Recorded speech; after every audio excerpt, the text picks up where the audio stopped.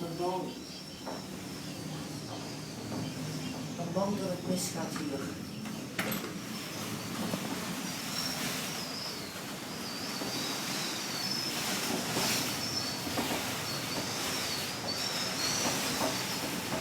Der ganze Zimmer unter Wasser. So.